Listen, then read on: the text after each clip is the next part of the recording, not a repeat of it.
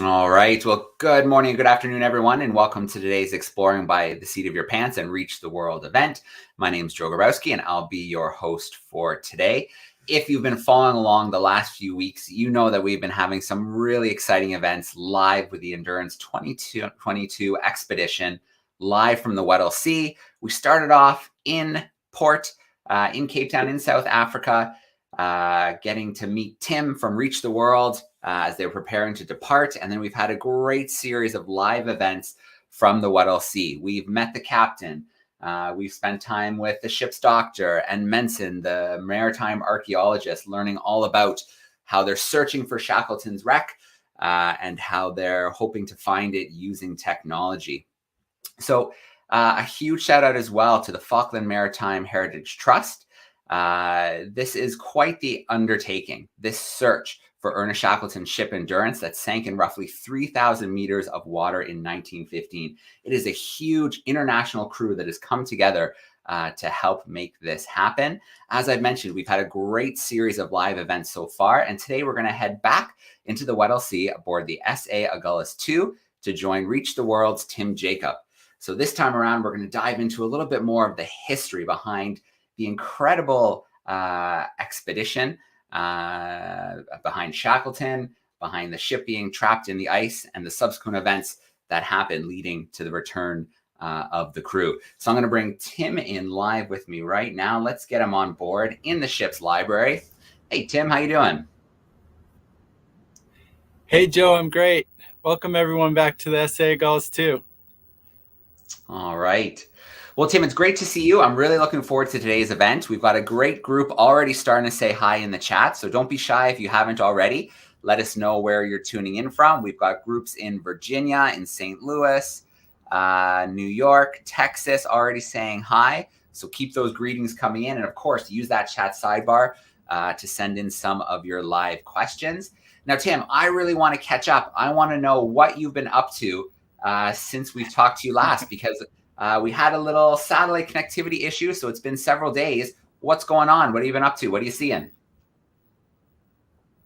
Yeah, well, a lot happens every day. It's kind of exciting to wake up every day and see what has happened overnight and anticipate what's about to happen during the course of the day. The search for Endurance continues. The AUV and the back deck team, the subsea team, are working hard around the clock in shifts to keep that AUV in the water and scanning the seabed as much as possible.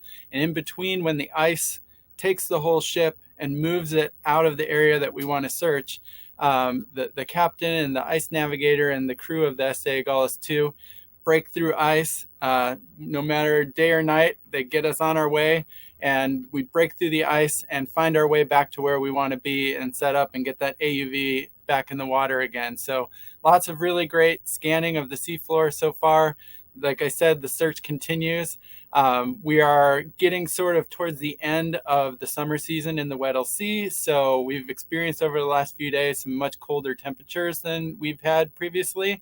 And you can really immediately see the change on the ice. This landscape changes dramatically. Wherever there used to be small pools of open water, they freeze over really fast, and just a little bit of snow on top of that, it just looks like an absolute desert of white.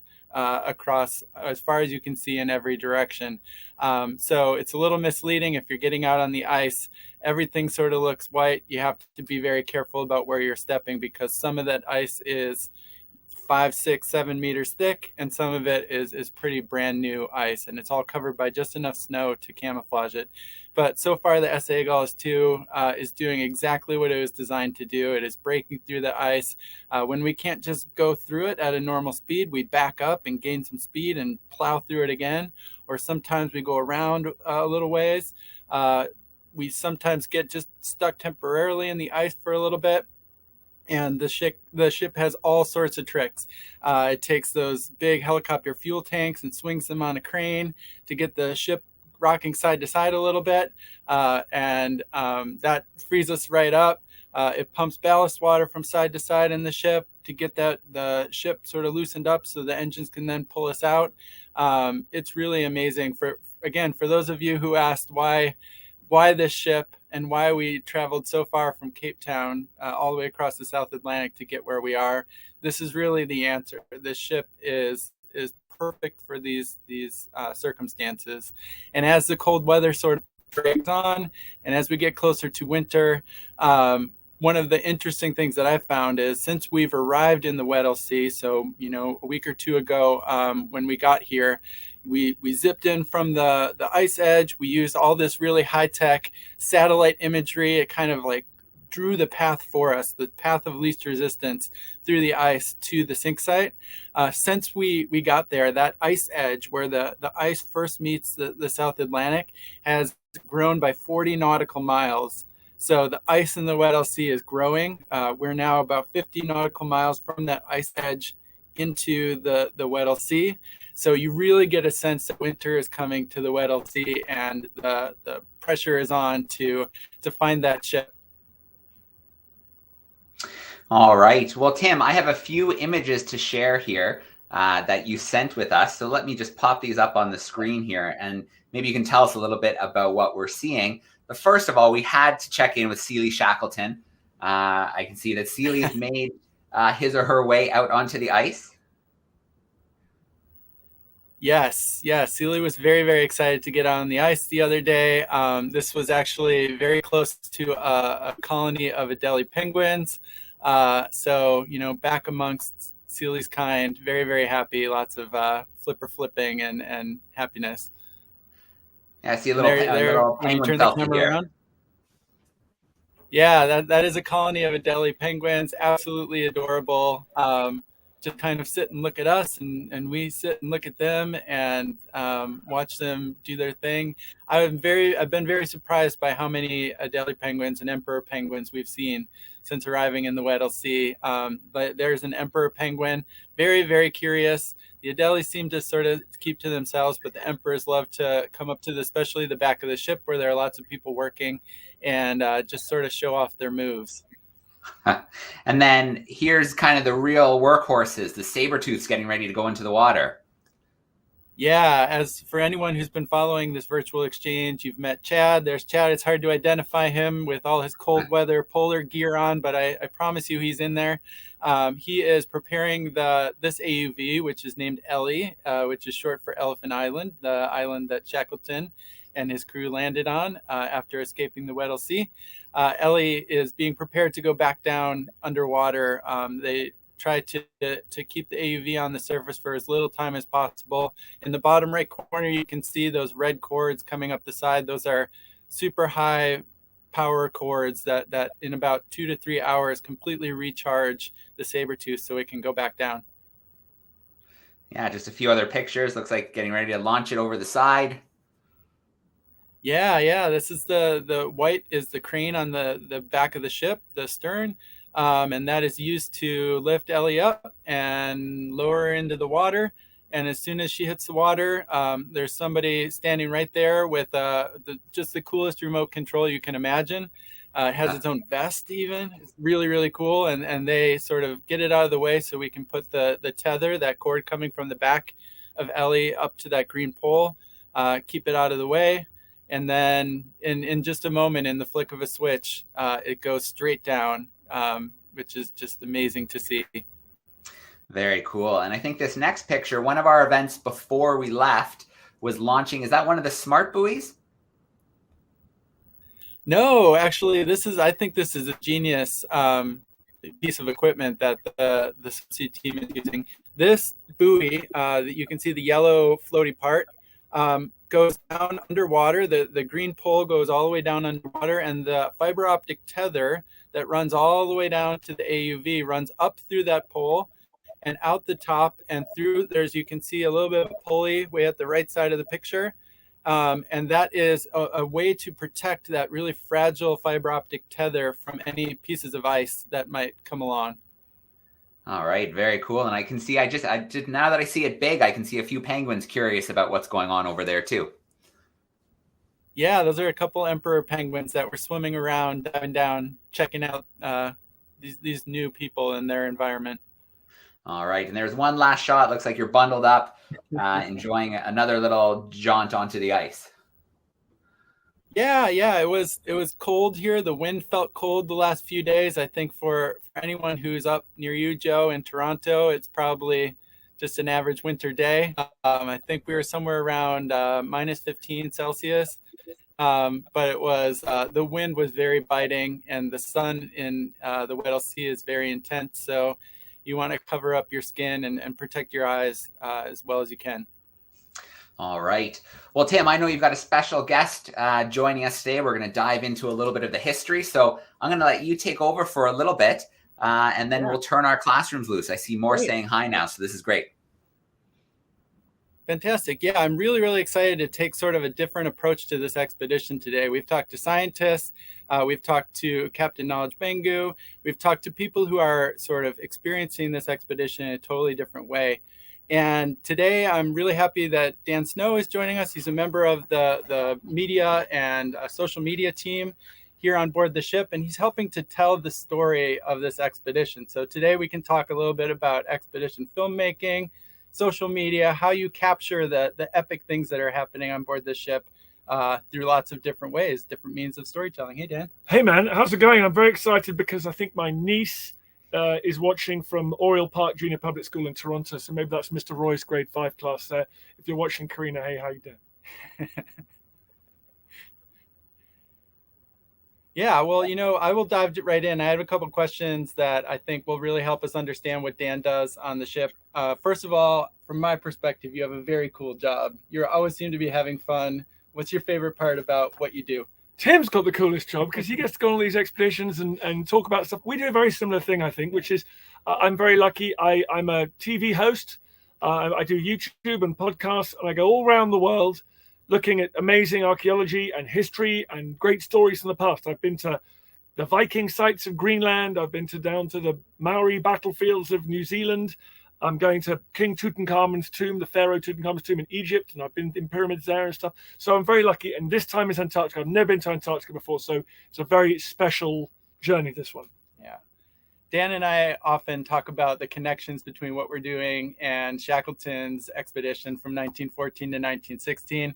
And I have read, and you can see that I've flagged just about every page in this book because I love this story. What do you think it is that makes the story of Endurance such a fun story to share with other people? I think it's the most incredible story of survival and courage in history. And it's not courage like you get in battle, which involves violence and harming people and taking things.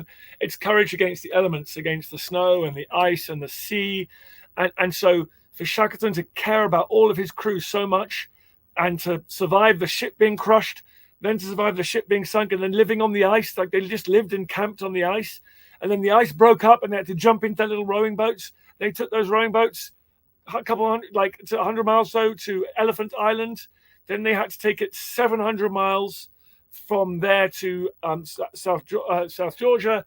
And that was some of the roughest ocean on planet Earth, right? So that's why it's an incredible. And then Shackleton goes back and rescues them on a bigger ship. For me, it's a very special story. I feel like we're pretty lucky because we get to experience just a little bit of that. Obviously, we're on a metal ship that's heated and, wonderful meals, and we're very well taken care of on the S.A. Agulhas too. But we also get to go out on the ice and do things like help the scientists by pulling their sleds. And can you talk a little bit about like what it feels like to pull a sled and what you learned from history by that? Well, Tim, you and I have been out on the ice a few times. I've just come out from the ice today, though. I've just come back half an hour ago, and the scientists are pulling these sleds with these monitoring devices in to check the depth of the ice. And then they cruise all around, and the maximum I think they've said they had is like 13 meters or something, and the minimum they've had is like a few centimeters. And they like check that and they're like, we need to move positions fast because we're going to fall through here. It's different to lake ice, everyone. For all of you guys, young men and women who play hockey, like lake ice, you can play lake ice and like it's good. But sea ice is much more air and it's much more broken up, so you need like a lot more to be able to walk on safely. And so we were doing all those experiments. They drill holes and they analyze them. Snowfall. How is climate change affecting the ice here? So it's exciting stuff to be here with the science as well. Yeah, one of the ways that we can like experience that, but also share it with other people, is by, I know I'm going to introduce another member of the media team in just a second, but recreating some of the historical photos. For example, I saw you and other members of the media team doing that on the ice, and just like continuing to make those connections, because 107 years ago is a long time for a lot of people, especially young people. How do you make this story relevant to kids? You know, it's 107 years ago is a long time. Like, it's before my grandpa was born, and I'm pretty old, so like it's 3-4 generations back. But we're very lucky, I think, because they had cameras. They had the early cameras with them, so we've got these amazing images of the ship. Now, we all know that images and video helps us to engage with things a bit more, so that we're very lucky to have that. We've got stories. It was a long time ago, but not so long ago that we've lost all their, details and diaries. We'll have all the diaries, so we can find out what they were thinking, what they ate. So I think the key thing is to tell the story with all the evidence we have. We can look at the gloves they were wearing. We still got one of the boats they were traveling in. It's in London, in the UK. They did on this tiny little rowboat. They went across 700 miles, the worst ocean on planet Earth. You can go and see that rowboat today. You can see the damage in the wood where the bits of iceberg were banging into it and stuff like that. So I think we're lucky we've got so much that we can talk about with this story. But ultimately, it relies on great people like your teachers, relies on people like Tim, just telling that story and say, can you imagine what it would be like living on the ice?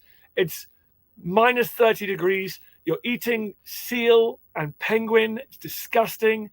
They even had to eat the dogs that they were going to, like the huskies and the dogs that were pulling their sleds. Like, it's sad. And I think when you start to tell those stories, hopefully people like you, young people like you, might think it's kind of interesting. Yeah, absolutely. I know for me personally, being on the ice in full polar gear, windproof, waterproof, multiple layers, fully prepared for the experience, like snacks, hot chocolate, coffee being made on the ice, like 2 hours was a good time to be out there. Oh, yeah. And these guys were out there for months at a time. It really gives me a great deal of respect for what they survived through. Yeah, and they weren't wearing clothes like we got today, like nice Gore-Tex and North Face and down. Like, they were wearing, they had good stuff, but it was still a long time ago. And so, what they went through is unimaginable. It's crazy. Yeah. Well, I want to take this opportunity because for those of you who are very noticing of the surroundings, you can tell I'm in a different part of the ship today with Dan. This is the library aboard the Estegos 2. There are books. It is a library in that sense, very much. But there are lots of other things in here. You will notice some pretty amazing cameras, lots of devices for recording this experience. And I want to sort of see if I can get Saunders to say hello. This is Saunders. Hi, everyone. Very important member of the social media team. He is also a drone pilot, which he really would like to show you today. He's taking amazing pictures from a really interesting vantage point. So let me just take this little cap off. So this is what we've been using to get some of the amazing aerial shots, so we can go really high above the ship, with the drone, and capture it crashing through the ice, or also being in the snow and kind of painting a picture like you can never see anywhere else. I mean, this is so unique. It's certainly a different type of flying than I've ever done. So to be able to do it and get such a cool view while flying is amazing. But a little up close view. Here's the lens of the camera that flies. It's on kind of a self stabilizing kind of thing, like a gimbal. So in the air, it keeps super still. So even if there's a bit of wind, the camera doesn't move, and you can get a really nice, steady, smooth shot. But it's quite small. Look up compared to my size. It's quite small, and it can do some very impressive things at really high altitude and distances. We're talking, up to 2 miles away you can fly this. It's amazing. And this is what you control it with. She says, so a little remote control, not too different to like an RC car. You plug your phone in here, and you can watch the video screen as you're flying it, so you can make sure you're getting a really good shot, and change all your camera settings and things like that. But it's, not that long ago, maybe 10, 15 years ago, you had to pay for a helicopter to get shots like that. And now being able to do it from your cell phone is amazing. Yeah. So there's Saunders and other members of the media team, especially the documentary team, are taking hours and hours of footage, lots and lots of pictures. Can you show us where all of those things are going? How do you store them? Well, if you come around here, Tim, I'll show you. So I'm sure you guys, everyone watching, are familiar with a gigabyte of memory. Well, we have these 3 big boxes here, and in each one of these, it can store 75,000 gigabytes. So 75 terabytes or 75,000 gigabyte. So far, we've almost filled one of them. So we're going to be moving on to these two to kind of store everything. We've got this one that gets filled up first, and this one, and this third one means it backs everything up. So every time we copy any media or footage or drone footage or anything to this one, it duplicates it onto here. So if anything was to happen to the first, we've got everything safe. That is awesome. Thanks, Saunders. Thanks, Tim. That is amazing. All of that amazing footage will become movies and YouTube videos and social media posts and all the ways that you can tell this amazing story. All right. Well, Tim and Dan, thank you so much. Saunders as well. Really neat to see the technology and how quickly things change. And to go from a helicopter to something you fly with your phone is pretty amazing. Okay, well, let's turn our groups loose. We have lots of groups tuning in live. We have groups on camera with us. So we're going to start introducing and meeting some of them. I'm going to grab a really quick question here that maybe we can answer quickly. Jack is curious about which museum, where could you see the ship, the James Caird, on display? Do you guys know offhand which museum that is? Yeah, it's a bit strange. It's actually in Shackleton's old school in a place called Dulwich in South London. But you can arrange, members of the public can arrange to go and see it any time. So he gave it to his old school when he got back. He didn't think anyone would be interested in it, so he gave it to his school. Turns out it's one of the most historic ships in the world. Oh, no question. That's amazing. All right, let's start grabbing some camera classrooms here. Let's go first. Let's go to Miss Beach's crew. They're joining us in Thornton, Colorado. I'm going to pop them in live with us right now. There they are. Hey, third graders, how we doing?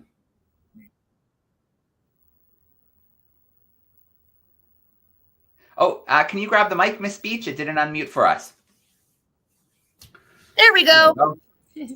My question is, does Shackleton's family help you tell the story of trying to find Endurance? That's a great question, all the way from Colorado. This is so exciting to be part of this. I can't believe it. That's a great question. The answer is yes. There are descendants of Shackleton who've written books and have gone on expeditions as well to try and kind of recreate bits of their ancestors' journey. And there are descendants also of other crew members, and I'm interviewing some of them on Tuesday. They're 90 years old, and they're the only remaining children of anyone who was on the original expedition. So that's quite exciting. So I'm going to get a chance to interview them, and they can help me put together the story and see if there's any little bits of family history that maybe they haven't put in the history books that we can find out a new thing about the story. So great question. All right, Mrs. Beach's crew, get another one ready because we're going to swing back to your classroom a little bit later. Let's go to North Hollywood, California. We've got Mr. Lee's crew hanging out with us. I'm going to bring them in. There they are. Hey, Hollywood, how we doing? I like your Endurance flag back there. Yeah, that's great. Oh, grab the mute for me. You're still on mute, guys. Here we go. What do you do after you find the ship? Good question.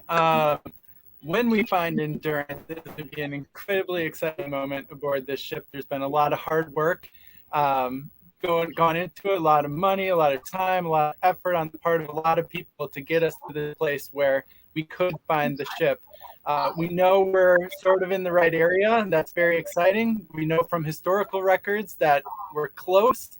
So any day, really, we're waiting for that signal that something has been found. When we find it, it flips over to some of the people who on board who are marine archaeologists, and they're going to be very, very interested to make very, very detailed maps of the ship to sort of capture it in high definition video and pictures, and even use lasers on the bottom of Ellie, that AUV. You can put a special attachment on it that uses lasers and maps every little detail of what they'll find on the bottom of the sea. So what we take away from this is that new knowledge, what the wreck looks like. Maybe we'll see some of the, maybe when the ship is on the bottom, it's split open and we can see some of the things that were left behind. That would be very, very exciting. But the only thing we're taking away from the wreck would be those pictures and that knowledge that other people can use to piece together sort of this final puzzle of the Shackleton story. Good question, Hollywood. Good question. All right. I'm going to grab a question from YouTube here. This question's from Brazil. And they would like to know if Shackleton had been successful and been the first to reach the South Pole, do you think that he still would have done the TransAntarctic Expedition? Or do you think that was something he was always thinking about as kind of a next step? That's a good question. I think, well, I don't think he was ever happy, Shackleton. I don't think he was ever satisfied. He always wanted the next challenge. I think he found home life a bit difficult. Maybe normal life was a bit boring for him. He didn't like having a job and going to work and washing the dishes and looking after his kids. And I think he always wanted adventure. But I think if he got to the South Pole, he'd have.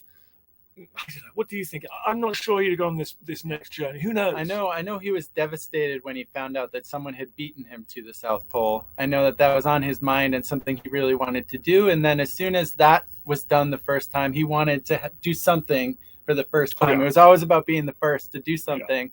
So he came up with this idea of being the first to cross the Antarctic continent on land through the South Pole. So kind of double that achievement, like going all the way across. And his ideas just kept getting bigger and bigger until his final expedition, which he died en route to, where he was trying to be the first to sail all the way around the Antarctic continent. So his dreams, he was a dreamer. He wanted to set that, like, be the first person to achieve something. So I'm sure it was very frustrating for him to be beaten to that one major prize, which was the first to the South Pole.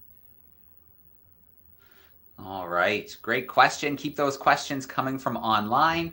I'm going to jump to another one of our camera classrooms this time. We're going to go to Mr. Roy's crew. Looks like there's some 5th graders. They're joining us in Ontario here in Canada. So let's bring them in now. Hey, grade 5s, how we doing? Hi there. We have a special question here from a special person. Hi, Dan. Take your mask off. Okay. Oh my goodness. Hi, Karina. Hi. How are you doing? You got a question? Yeah. So I was wondering what you would learn if you found the Endurance. What are you hoping to learn from it? Karina, that is an excellent question. I'm sure you get your intelligence from your mom's side of the family, not your dad's side of the family, which is what I am. I think that what we'd learn, like Tim was just saying, maybe the wreck's cracked open a bit so we could see all the things they left behind. We could look at their everyday objects, what they took with them, what they left. We could learn about the changes that they made to the ship as they were trying to keep it alive, because the ship was being smashed in from all sides by ice and they were trying to fix it up and secure it. So that'd be super interesting to learn that as well. But the main thing, Karina, we could do is just we make sure it's on the map and it can be surveyed and looked after for future generations, and it's always known where that ship is, and no one accidentally snags it with a fishing net or does anything to it. Like it's about preservation, and also it is about the excitement. It's about like inspiring people all over the world and showing them pictures from 3,000 meters down what a shipwreck looks like and engaging them with this story. So you say hello to your mom and dad for me. I miss them very much. Okay. All right. Great question from Ontario. Very cool. Let's see. We need to visit. We've got a family group hanging out with us today. They're in Massachusetts. I'm going to bring them in and see if they have a question. They've been following along the expedition. They're pretty excited. We've got Zach and Henry. Joining us. Hey, guys. Do you want to ask me? Go ahead. Do you ever feel scared while you're on the ship? Good question. I have been actually being in a cold environment like this feels very natural to me. I'm from Chicago, so I'm not really that scared by like the cold. I don't, though, however, have very much experience living on a ship. So it took me a while to get used to living on a ship that was rocking like this in the South Atlantic Ocean. Just took me a little while to get used to it. I knew that we were heading someplace I really wanted to be. So I just sort of got through it. I sort of drew inspiration from Shackleton. He went through things that were a lot tougher than I did. And eventually now we made it here and it's wonderful. Yeah, Tim's been very tough. He was fine, but he was a tower of strength. I was a bit scared today when I walked out on the ice, and you hear like cracking, and it moves, and it's kind of strange, and you hear bits crunching. You think, am I going to fall through into water that's minus 1.8 degrees centigrade? Because that's going to be really bad. And then I suddenly looked over at the ship that was miles away. I thought, imagine if we just saw that ship pulling off and leaving us behind by mistake.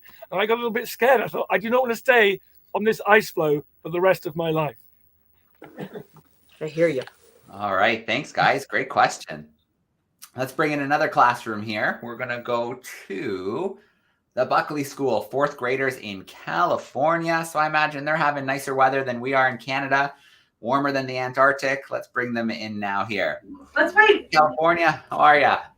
Here they are. Hello. Hi, I'm Jack. I'm from the Buckley School in Los Angeles, California. My question is, have any of the robots you've put in the water been lost, or like the water slips through and electrocutes it and it goes down? That's a really good question. We can both answer that, but the AUVs are amazing. It's so hard when we talk about storytelling to express how amazing this technology is and how much thought has gone into preventing, things like what you just described from happening. They're using a tether, like I said, so the AUV is always connected by that thin fiber optic cable to the ship. But the cable itself is not super strong. It's strong, but it's not. It would get cut if an ice piece went into it. So there are backup plans to backup plans to backup plans to make sure that AUV can always come back to the ship, that we always know where it is, and that even when it's like down underwater, 10,000 feet under the water, and maybe even like a mile or two off to the side underneath the ice, we always know where it is. And we can always bring it back to the ship. I know they haven't had to use it, thankfully, but there are also plans in place for if, after all that planning, something happened where the tether got cut, what would happen to the AUVs. They've got them pre-programmed to come back to a certain spot, and then we have the second AUV that could go down and put a hook on it and bring it right back to the ship. So the people who are running the subsea operations have been thinking about this for months and months and months, and have really come up with some really fantastic systems that keep our risk low from losing the AUV or electrocuting anything. Oh, thank you. Charlotte, you want to wave? All right. We're going to grab another live question here. We're going to go to, there they are, Miss Nicholson's crew, 7 and 8 in Manitoba, Canada. Let's bring them live into the call here. There they are. How are we doing, room 7? Hello. How often do you put Ellie into the water? And when you do, how long is she under for? I like the way Manitoba. You guys, you don't care about the cold. Like you think we're in the summer here. It's only like 3, 4, 5 below. So these Manitoba kids, there's no problem there. So we put Ellie in the water maybe twice a day. I think we try and put her twice a day if things go well. The problem we've got, great question. The problem we've got is it's so cold that the equipment kind of freezes up. So some days we only manage 1 dive, some days 2 dives, and the battery power. Well, we think it lasts about 6 hours. Do we think 6 hours? So it can be underwater for 6 hours. So it's just down there on the seabed doing its survey patterns for 6 hours straight. And when we're down there, we're all excited and we're just hoping it stays down there. And maybe we get some, we see some acoustic signatures, they call it, like some sonar of a little something on the seabed. That's what me and Tim are up here getting super excited about. But and we'll see. We'll see how the expedition goes. All right, great question. Let me see what we have coming in via YouTube, and then we'll visit some of our camera classrooms again. Here we go. Okay, this is a question from Sudbury, Ontario, from Mr. Dunn's class.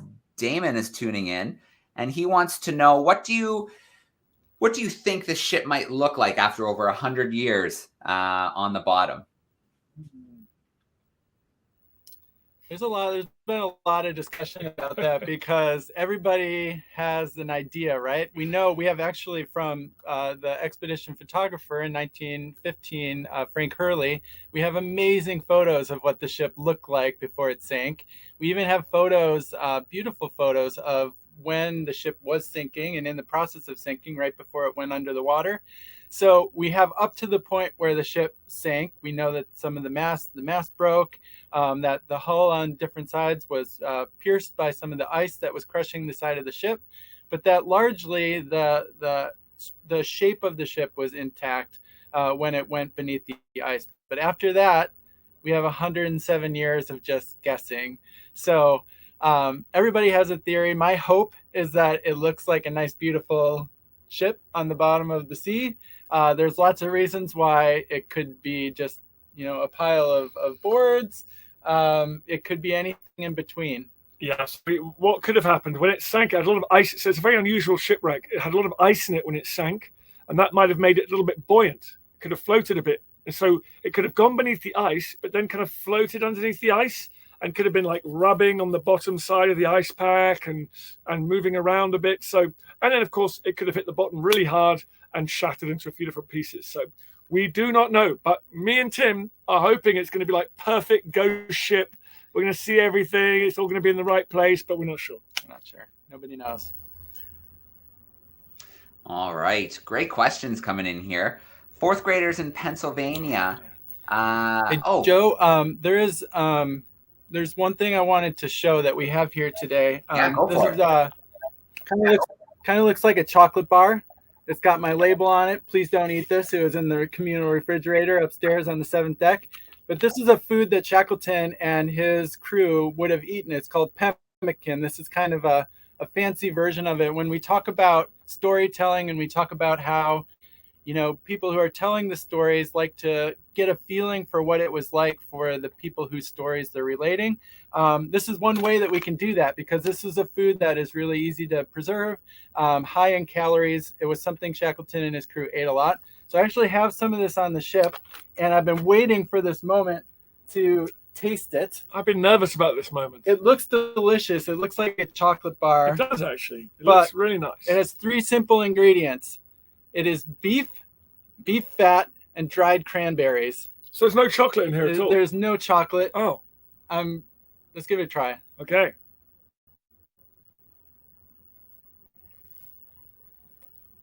There's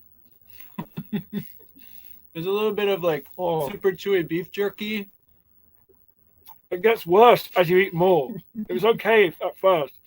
Now it's just like sucking on beef something. Yeah, it's not really going anywhere. It's just chewing like gum.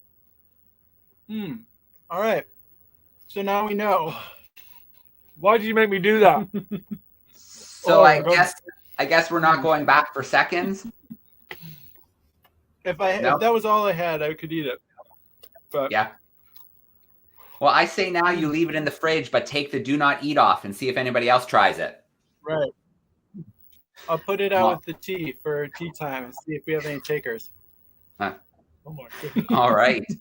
You only ate half of yours. I ate the whole thing. Tim just had half a bite. He did. Sneaky. He went all in. That's in the name of history. All right. Well, here's a really good question here from Mr. Tomlinson's crew in Pennsylvania. They want to know why it was the decision made just to survey the wreck. Why not recover any items, maybe for museums or something? Yeah. Sorry, we're still dealing with the pemmican here. Thank you, man. So I think actually, in the situation where the wreck hit the bottom and split open like a clam, It may be, there are a lot of things of hugely historical significance that were left behind in the ship. There were scientific samples, there were more glass negatives of more photographs that were taken, all sorts of things that would be very, very tempting to want to touch or look at or investigate more closely. But the truth is that this is a protected monument. This is a protected area. It has a lot of history, and there's no better way to preserve the wreck than to just leave it exactly where it is. It's very, very tempting, especially we would all love to hold this jar of scientific samples from 107 years ago and feel that connection to the history. But the best we're going to do is get some really, really amazing photographs of it, exactly where it lies. As one of my new marine archaeologist friends on the ship told me, having the object is cool. You can look at it, you can talk about and think about it, but seeing and surveying that object in its context, where it is on the ship, where it fell, is even more valuable to recreating and understanding the whole story of the shipwreck. So we're going to leave it alone. All right. Well, let's bring in a few more of our camera classrooms and see if we can squeeze in a few follow-ups here. So I'm going to go in a little bit of a different order this time. We'll surprise some groups. Let's start with Mr. Lee's third graders, and we'll start right there. Do you guys have another question? I think I see Mr. Lee making his way up. There he is. Thank you. One more here. She's making her way. You read it. Yeah, read it. How much longer can you search for The Endurance before you have to leave? Great question. Very good question. Well, and actually, I might just answer Ethan's question here as well. It was 140 endurance, 144 feet. That is, around about 40 meters, 44 meters, something like that. So 40 meters long. We've got another, I don't know, maybe it all depends on the ice. When does the ice get too thick? Winter is coming here in Antarctica. So when the ice gets too thick, we got to get out of here. Otherwise, we're going to end up like Endurance, trapped in the ice, which we do not want. So we've got all the satellite pictures, we've got all the data. We can, as soon as we see thick ice approaching us, we're out of here. That could be in 3 or 4 days. It could be in 2 weeks. It'll be maximum 2 weeks. We do have, Dan mentioned real briefly, a secret weapon in that those amazing satellite images that we have that show us exactly where all the big ice flows are, the ones that this ship really would have a tough time breaking through. And we can see very clearly on those images that there's still an exit path for us out of this pack ice, even though we're 50 nautical miles in from the edge. So as long as the captain of the ship and the ice pilot still believe that we're okay to keep searching, we'll keep searching. All right, let's bring in Mrs. Beach's crew back to Colorado. Go ahead, Xander. How are you hoping to use this journey to continue Shackleton's legacy? Good question. Wow. Nice Millennium Falcon top there as well. We want to continue his legacy because he believed that everyone should be engaged with this part of the world. Just because you can't see it every day, just because it's difficult to get to, he believed everyone should share in it. The beauty, the majesty, the importance of it scientifically. So we are here talking to school groups like you all over the planet. That's part of Shackleton's legacy. With the legacy also is of leadership, of keeping people alive, of looking out for your buddies and your teammates and your colleagues and your comrades. That's part of his legacy. So we are here just making sure that young people like you in Colorado have heard of this guy and heard of the things they did. And maybe one day you might tell your kids or your grandkids, and then that's how the stories continue. All right, great question. Mrs. Nicholson's crew, room 7, do you have another question for us? Yeah, they were wondering how many people are on the ship right now. Like the people, how many people are you with right now? Yeah, good question. I think we're just over 100 between the expedition members and the crew and the officers on the ship. The ship can hold up to somewhere, I think, 140-ish. So we're not at total capacity, but it's a big group. And when you think about 100+ people, every one of those people eats 3 meals a day. Every one of those people takes a shower. Every one of those people does all the things you would on a normal day. So it's a lot for the ship to sort of keep track of. Tim spends a lot of time in the shower, everybody. We're going to keep him, we're going to get him out of there. Using too much all that hot water. Zachary and Henry, do you have one more question for us? Henry, do you know what you want to ask? Sorry. Do you think that Shackleton was heroic or foolish? And do you think anybody else's name should be the face of this expedition? You know, we've had a lot of time to think about and analyze the things that Shackleton did as the expedition leader. I really focus on, the most extraordinary parts of the story, which, like I said, being on the ice for 2 hours, I was like, I'm going to go back in. This was a great experience. When I think personally about the responsibility and the leadership it took to keep a whole group of people who were probably pretty depressed with their situation in the Weddell Sea after the ship went down, and keep everybody's hopes alive and keep everybody, alive and get them back home is amazing to me. And I think of him in that sense as very heroic. Yeah. But there was teamwork. You're right. There was Worsley, who was the captain of the ship, amazing navigator. There was Tom Crean, brilliant seafarer. There was Chippy McNish, the carpenter, who was heroic. There were lots of heroes. There were lots of heroes there. I just want to say, Mrs. Beach's class, we see a question there coming in. Did anyone experience extreme frostbite on Shackleton's journey? Yes. Someone had to get their toes amputated, chopped off, unfortunately. So, yeah, the young member of the crew there. So, yeah, there was some extreme frostbite going on by the time they'd been on the ice for months. Yeah. All right. And we have one more crew for a follow-up. We haven't been back to California, to the Buckley School. Do you guys have one more? Big voice. Hi, my name is Charlotte, and how did Ernest Shackleton die? Hey, Charlotte, good question. So on our way here from Cape Town, we actually cruised pretty close to an island called South Georgia Island, which is, I encourage you to look for it on a map. It's a tiny island in the southern Atlantic. It is a former whaling station. So people who came many, many years ago down to hunt whales for their oil would use that as a base for their operation. And when he was on his next expedition, after he survived this entire endurance ordeal, he went on another expedition to Antarctica, which sometimes I find really hard to believe. But en route to that expedition, that one where he was trying to sail all the way around Antarctica, his ship stopped in South Georgia Island. And while he was on his ship, he had a heart attack and he died. He was probably had a bad heart his whole career, and he never told anyone. He never let doctors examine him. He was like, "Don't worry, doctor, I will talk about it some other time." So he achieved everything he achieved, and he had a really bad heart, and it used to give him pain. So he died when he was in his late 40s, or was he early 50s? So he wasn't super old, and it was that bad heart that got him in the end.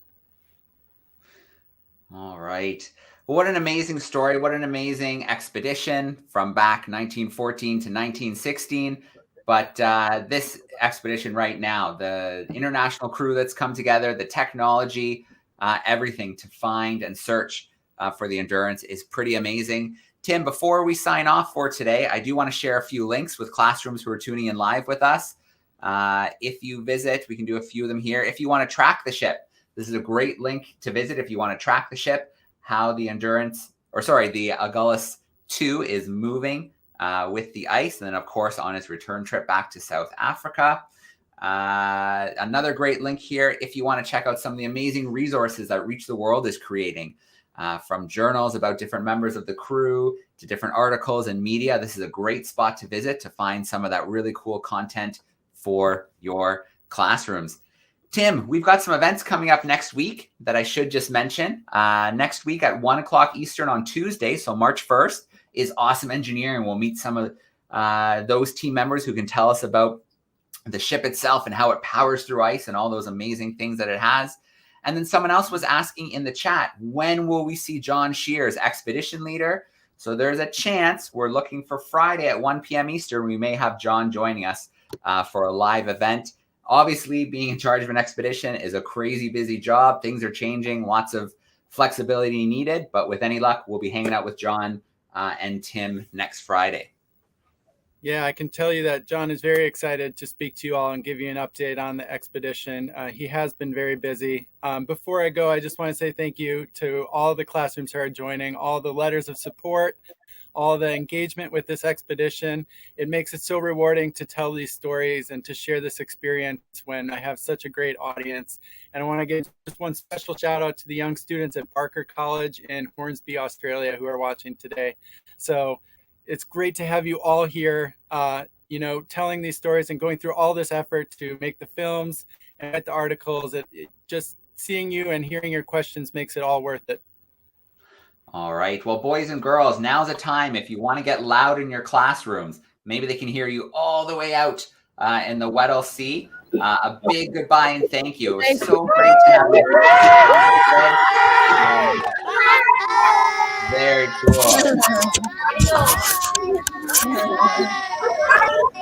All right. Thanks, everyone.